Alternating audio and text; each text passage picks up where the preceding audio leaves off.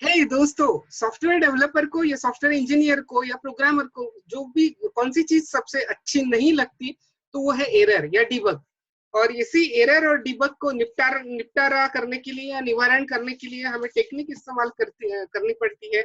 उसको बोलते हैं एक्सेप्शनल हैंडलिंग। तो दोस्तों, इस Python programming course from scratch में आज हम देखेंगे कि ऐसे एरर आती है, बग आती है, तो हम कैसे निवारण करें उसका। तो अंदर द ट्यूटोरियल 16वां ट्यूटोरियल है हिंदी वर्जन का, एक्सेप्शनल हैंडलिंग इन पाइथन। मैं डॉक्टर नीलेश शे के असिस्टेंट प्रोफेसर हूँ, Priyadarshini Indira Gandhi college of engineering Nagpur में। दोस्तों, कई प्रकार की एरर होती है, 3 टाइप की एरर होती है। सिंटैक्स एरर, फॉर एग्जांपल, जैसे हम डायरेक्ट जुपिटर में देखते हैं। सपोज आप कोई वैल्यू दे रहे हो, सपोज आपने यहाँ पे लिखा a is equal to 10 और बाद में if condition दिए and you have given the condition and suppose you forget to write a colon there, then it will give you that compiler will give you the error. This is called as syntax error. तो compilation हमें compilation में समझ जाता है कि syntax error कौन सी है। उसी तरह कोई run time error type logical errors होती है। लॉजिकल एरर मतलब ये होती है कि वहां पे कोई प्रॉब्लम नहीं है। मतलब सपोज करो आप लिख रहे हो a is equal to 10, b is equal to suppose करो कोई है 2, और हमें आप एक्सपेक्ट कर रहे हो रिजल्ट में कि a डिवाइडेड बाय b जो है वो 5 आएगा। a डिवाइडेड बाय b है 5 आएगा, लेकिन वो आता है 4 सपोज करो। तो उसको बोलते हैं लॉजिकल एरर। मतलब ये यहाँ पे एक्सप्रेशन बहुत आसान दिख रहे हैं, रियल टाइप में ये कॉम्प्लिकेटेड एक्सप्रेशंस होंगे, कई सारे बड़े बड़े एक्सप्रेशंस होंगे। तो यहाँ पे आप रिजल्ट इज इक्वल टू जो भी लंबा कुछ एक्सप्रेशन हो सकता है, and it may not be give, आपका मनचाहा आंसर नहीं दे रहा है वो, तो उसको बोलेंगे आप लॉजिकल एरर। और तीसरी जो एरर है वो है रन टाइम एरर, जो डेंजर एरर है। Run time error, it's a very danger error. ये ऐसी एरर्स होती है जहाँ पे आप एक्सपेक्ट नहीं कर रहे हो ये एरर आएगी, पर वो आ जाएंगी। ये कई कारण हो सकते हैं इस एरर आने के। फॉर एग्जाम्पल, कोई कोड लिखते हैं हम लोग, सपोज ऐसा लिख रहे हो आप कि a इज इक्वल टू 10 लिखे आपने, b इज इक्वल टू 0 लिखे, और फिर आपने लिखा result a divided by b। आप देख रहे हो यहाँ पे यदि आप प्रिंट मारते हो या इसको एग्जीक्यूट करते हो तो आपको एरर दिया उसने, division by 0। Are getting? Division by 0 मतलब ये एरर आया है। और सपोज करो कि यहाँ पे हम लोग कुछ प्रिंट स्टेटमेंट लिख रहे हैं बाय, तो मान लेते यहाँ पे वैल्यू 2 थी। अभी देखिए यहाँ पे मैं इसको ऐसा एग्जीक्यूट यदि करता हूँ तो आप देख रहे हैं ये तो सिंटैक्स मानी आई मीन सपोज यहाँ पे प्रिंट करते हैं, यहाँ पे रिजल्ट प्रिंट कर रहे हैं। तो आप देख पा रहे हैं यहाँ पे, देखिए आपने इसने आंसर तो दिया 5.0 और बाद में बाय भी दिखाया, प्रिंट दिखाया। मतलब वो क्रिटिकल, ये जो है ना इसको क्रिटिकल स्टेटमेंट बोलते हैं, जहाँ पे एरर आने के चांसेस है, दो उसको बोलते हैं क्रिटिकल स्टेटमेंट। ये जो है a is equal to 10, b equal to 2, ये कैसे नॉर्मल स्टेटमेंट है। तो ये क्रिटिकल स्टेटमेंट के बाद ये जो एग्जीक्यूट हो रहा है कोड, वो आई मीन बाय वगैरह लिखा है, ये एग्जीक्यूट हो रहा है। लेकिन जब अपनी एरर आ रही है यहाँ पे देखिए, तो यहाँ पे 2 चीजें देख रहे हैं आप। ऐसा तो एक तो ये चीज आ रही है division by 0, many of the time ये कॉम्प्लिकेटेड हो जाती है तो यूजर को समझ में भी नहीं आता कि एरर क्या है। दूसरा ये उसने हॉल्ट कर दिया एग्जीक्यूशन। अभी मतलब ये है कि इसके बाद एरर यहाँ पे आई तो इसके बाद जो एग्जीक्यूट होने वाला था नहीं हुआ वो। तो ये डेंजरस थिंग है दोस्तों, क्योंकि किसी भी सूरत में अपना जो कोड है वो पूरा एग्जीक्यूट हो जाना चाहिए। तो इस टाइप के एरर को बोलते हैं रन टाइम एरर्स, और ये जनरली रन टाइम एरर ही हम लोग हैंडल करने की कोशिश करते हैं एक्सेप्शनल हैंडलिंग में। अब ये रन टाइम एरर जो है वो क्यों, किस वजह से आती है, कई रीजंस हो सकते हैं। मान लेते हैं आप बहुत अच्छा प्रोग्रामर है, you are very good programmer, पर आपको ये पता नहीं है कि यूजर क्या रहेगा, कौन सा मूर्ख रह सकता है, वो कोई भी यूजर रहेगा। और आप ये नहीं बोल सकते कि वो यूजर मूर्ख था, क्योंकि चाहे वो यूजर हो, कैसा भी हो, ही इज योर क्लाइंट। तो आपने उसके एरर्स को अच्छे से विद ऑनर हैंडल करना चाहिए। और कई और भी उदाहरण हो सकते हैं एरर के, जैसे कि नेटवर्क फेलियर हो गया, इंटरनेट नहीं चला, या फिर सर्वर कोलैप्स हो गया, डेटाबेस कनेक्टिविटी नहीं रही। तो this can be the various reasons कि जिसकी वजह से आपका प्रोग्राम हॉल्ट हो गया। लेकिन आपने पहले ये सोच लेना चाहिए कि यदि ऐसा हुआ तो क्या। तो ये सब चीजें हम देखते हैं जनरली एक्सेप्शनल हैंडलिंग में। तो एक्सेप्शनल हैंडलिंग में 2 चीजें देखेंगे कि जैसे कि मैं बोल रहा हूँ आपको ये हमें क्रिटिकल स्टेटमेंट लगा। तो ऐसे जो क्रिटिकल स्टेटमेंट है तो कंपाइलर को बोलना चाहिए हमें कि ट्राई करो इसको एग्जीक्यूट होने का। मतलब हम इस कंपाइलर को बोल रहे हैं कि you try to execute this. Okay, और यदि ट्राई नहीं होता है तो मैं देख लूंगा, मतलब क्या कि मैं एक्सेप्ट करना कैसे है उसको देख लूंगा। तो इस तरीके से आप ये ब्लॉक लिख सकते हो। ट्राई, ट्राई में आपने क्रिटिकल स्टेटमेंट्स डाले जो भी है, और आप एक्सपेक्ट करें, मतलब ये कि भाई सीधे सीधे इसने एग्जीक्यूट नहीं किया तो क्या करना चाहिए। तो अपने को ये पता है यहाँ पे चांसेस है कि 0 से यदि डिवाइड हो तो हम लिखेंगे you can not divide by 0 this way. अभी देखिए you can not divide by 0 ये मैसेज उसने दिया। यदि आप 2, आप देख रहे हैं यहाँ पे यदि 2 लिया तो वो कुछ नहीं प्रिंट करेगा। मतलब सपोज यहाँ पे हम लोग रिजल्ट प्रिंट करते हैं ताकि ये समझेगा। देखिए यहाँ पे यदि आप सब कुछ अच्छा चल रहा है, ए का वैल्यू दिया, बी का वैल्यू दिया, रिजल्ट आया, तो इट्स ओके, नॉर्मल केस है। उस समय में ये पार्ट का कोई हमें महत्व नहीं है। लेकिन ये जो इनपुट यदि यूजर से आ रहा है, मान लेते हैं ये यूजर इनपुट जो आ रहा है ये यूजर से आ रहा है, मतलब यहाँ पे हम बोल रहे हैं input enter the number, okay, और उसने 0 प्रिंट किया तो हमें दिक्कत जाएगी। तो ये हैंडल करने के लिए हम ये पार्ट ले रहे हैं। और यहाँ पे देख रहे हो आप क्या अच्छा सा मतलब ये समझ पा रहे हैं, यूजर समझ पा रहे हैं कि गलती क्या हुई थी। यदि आपको एग्जैक्ट क्या एरर आई वो यदि देखना है तो आप यहाँ पे एज ई लिख सकते हो। मतलब ये साथ ही साथ कंपाइलर ने जो एरर दी वो ये जोड़ देगा। अभी आप देखो 0, तो उसने ये भी जोड़ दिया कि कंपाइलर की क्या एरर थी, मतलब कंपाइलर का क्या कहना था इस सूरत में, वो यहाँ पे आपने डाल दिया। ठीक है, तो ये था एक टिपिकल ब्लॉक की ट्राई और एक्सेप्ट कैसे हैंडल करते हैं। दोस्तों कई बार हम जब प्रोग्रामिंग करते हैं तो इम्पोर्टेंट रिसोर्सेस इस्तेमाल कर सकते हैं, जैसे कि प्रिंटर आप इस्तेमाल कर रहे हो, या फिर मान लेते अपन ने फाइल ओपन किया, या फिर डेटाबेस की कनेक्टिविटी किया, या कोई सर्वर चालू किया। तो ये जो आपने प्रोग्राम करते वक्त ये यदि ये रिसोर्सेज इस्तेमाल करे हैं, ओपन करे हैं, तो आपकी रिस्पॉन्सिबिलिटी बनती है कि किसी भी सूरत में वो जब प्रोग्राम एंड हो जाएगा या हॉल्ट हो जाएगा उसको क्लोज करना है इन एनी सिचुएशन। मैं रिपीट करता हूँ, बहुत बार क्या होता है, सपोज करो कि आपने यहाँ पे क्रिटिकल स्टेटमेंट में डाल दिया कि यहाँ पे आप कोई इंपॉर्टेंट रिसोर्स चला रहे हो, मतलब ये कि भाई फाइल ओपन किया, तो हम एक्चुअल फाइल ओपन नहीं करेंगे, जस्ट बोलेंगे रिसोर्स ओपन। मतलब ये सकता है कि आपने यहाँ पे सर्वर चालू किया, कनेक्टिविटी चालू किया, या कोई फाइल ओपन किया, तो आपकी ये रिस्पॉन्सिबिलिटी बनती है तो आप उसको क्लोज भी करो। तो हम यहाँ पे बोलेंगे रिसोर्स क्लोज्ड। Okay fine. तो देखो आप यहाँ पे यदि एग्जीक्यूट हो रहा है दो, मतलब सीधे सीधे, तो ये आपने ये बोला रिसोर्स ओपन, और आपके काम होने के बाद ये रिसोर्स क्लोज्ड हो गया। ठीक है, तो मतलब आपने जो रिसोर्स ओपन किया था वो क्लोज भी किया। लेकिन सपोज करो कि ये यदि हॉल्ट होता है तो उस समय सिनेरियो देखो क्या हो रहा है, रिसोर्स ओपन तो हुआ, वो क्लोज नहीं हुआ। तो इसका मतलब है कि ये जो रिसोर्स ओपन करना है, कहाँ पे करना, क्लोज करना है आपको, एक्सेप्ट में, राइट। तो आप आपने सपोज यहाँ पे लिखा इसको, ठीक है। तो अभी देखो यहाँ पे यदि आपने गलत आंसर दिया, यूजर ने गलत इनपुट दिया, 0 दिया, तो आपने ओके यहाँ पे हुआ, रिसोर्स ओपन हुआ, रिसोर्स क्लोज भी हुआ। लेकिन व्हाट इफ कि आप यदि नंबर दे रहे हो, सपोज 2 सही नंबर दे रहे हो, तो आप यहाँ पे देखिए रिसोर्स ओपन और रिसोर्स क्लोज्ड आपने रिपीट किए स्टेटमेंट, यहाँ से ये निकालना चाहिए एक्चुअली। देखिए यहाँ पे यू विल रिमूव दैट।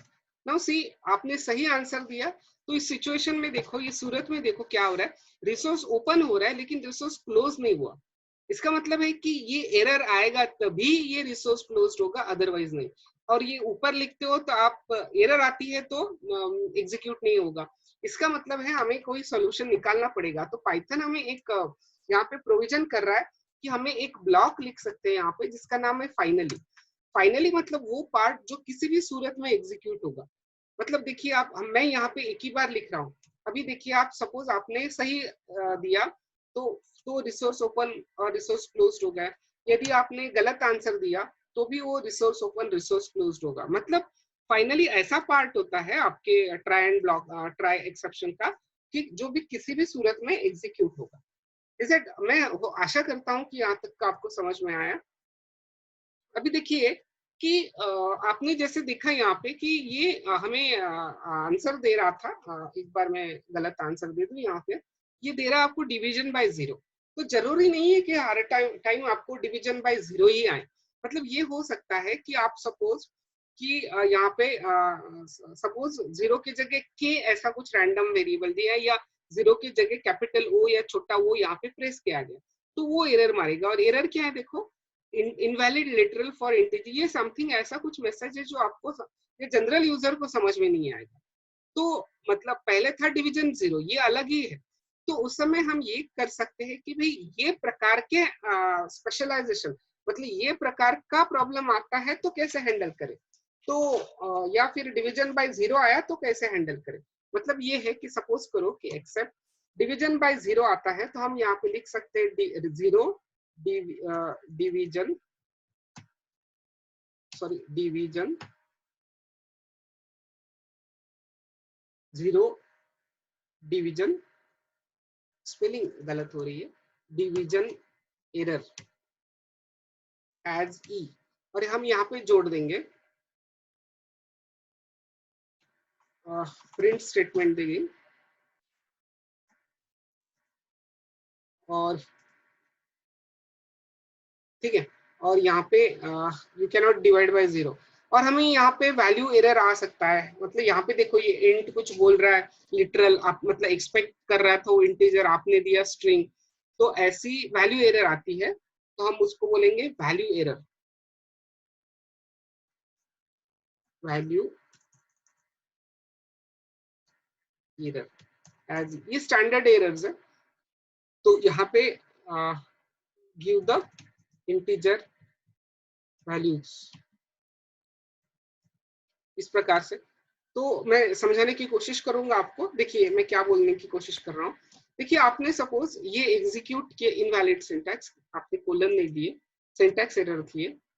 अभी देखिए आपने सपोज टू दिया यहाँ पे, तो everything is happening, no problem, resource open हो गया, रिसोर्स क्लोज हो गया।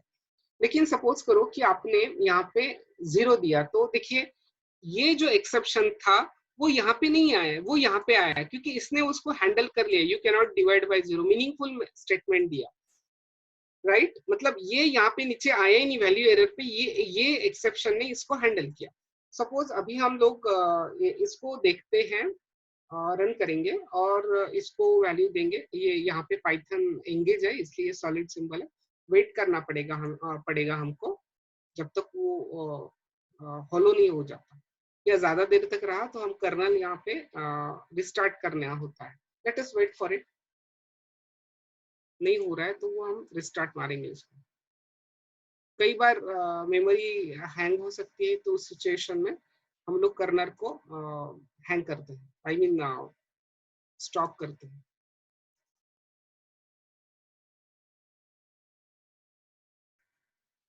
तो इसको एग्जीक्यूट करेंगे हम लोग, और देखिए यहाँ पे यदि आप जीरो डाल रहे हो तो ये एग्जीक्यूट होगा, और यदि आप दूसरा कुछ डाल रहे हो तो ये पार्ट एग्जीक्यूट नहीं होगा। मतलब मान लेते आप के एग्जीक्यूट किया, तो के डाला मैंने आंसर, या कैपिटल वो ऐसा कुछ डाला, तो एरर दे रहा है वो।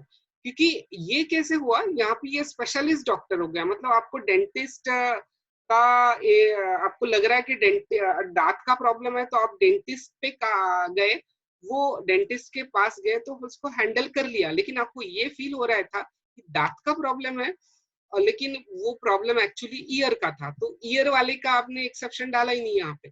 हमें जनरल फिजिशियन वाला भी एक सोल्यूशन डालना पड़ेगा यहाँ पे, एक्सेप्ट एक्सेप्शन। मतलब ये कैसे है कि आप डिवीजन बाय जीरो या वैल्यू एरर, ये कैसे, या डेटा टाइप मिसमैच, ये स्पेशलिस्ट डॉक्टर हो गए, ईयर का, थ्रोट का, टंग का। लेकिन हम ये भी हो सकता है कि इनमें से कोई नहीं है, तो हम जनरल फिजिशियन के पास जाएंगे, तो उसको बोलते हैं एक्सेप्ट एक्सेप्शन एज ई। तो ये क्या करेगा, कुछ और मतलब कोई स्पेशलिस्ट नहीं मिला तो ये पार्ट एग्जीक्यूट करेगा। आई होप कि आपको ये समझ में आ रहा है। देर इज, यहाँ पे सिंपल लिखेंगे हम लोग, देर इज एरर, ठीक है, और लिखेंगे ई। आई होप ये आपको समझ में आ रहा है। देखो मैं अभी क्या कर रहा हूँ, मैंने कैपिटल ओ डाले, सपोज लो, तो यहाँ पे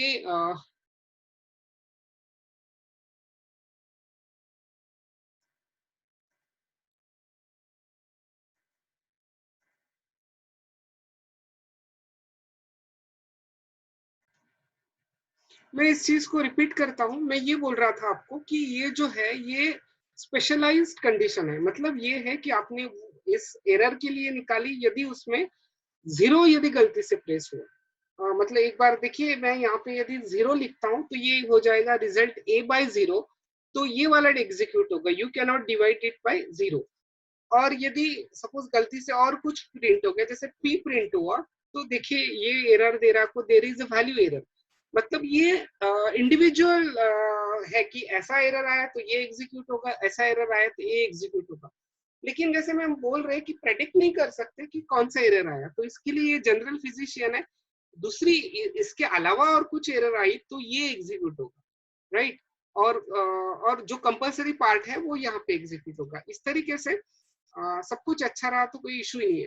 तो इस तरीके से आपने देखा कि कैसे हम लोग काम कर रहे हैं यहाँ पे।